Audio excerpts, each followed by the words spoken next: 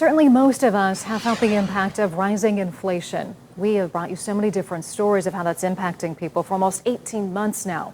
And in that time, we've spoken with businesses fighting to find that balance between absorbing the rising costs and passing them on to customers, but not too much. Now, analysts say inflation is cooling. We wanted to know, are businesses starting to feel that relief? So News 5's Catherine Ross revisited a Northeast Ohio business dealing with high costs and adapting to uncertainty.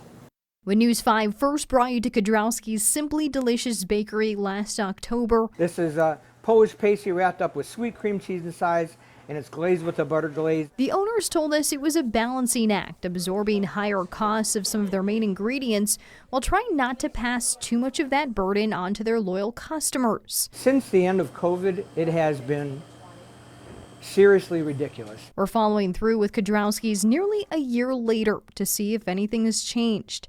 And they say they're still spread thin. We are just trying to stay afloat below the water, above the water, and it's just so very difficult to do that. The Amherst father and son say some of the skyrocketing costs from last year are evening out, but others remain high.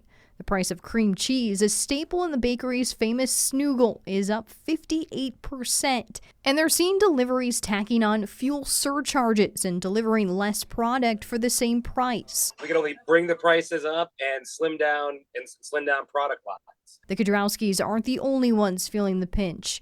In August, inflation jumped for the first time in over a year, in part because of the gas index jumping 10.6 points from the previous month.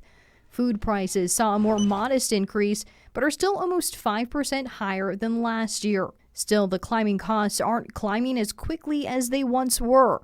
And after 11 interest rate hikes in 18 months to help tame inflation, the Federal Reserve left its key interest rate unchanged this week. It's not an easy balance to strike. They're really trying to thread a needle here. CSU economics professor Dr. Bill Castellas says some signs like cooling inflation over the past year are positive, but the central bank is likely watching the data and current events.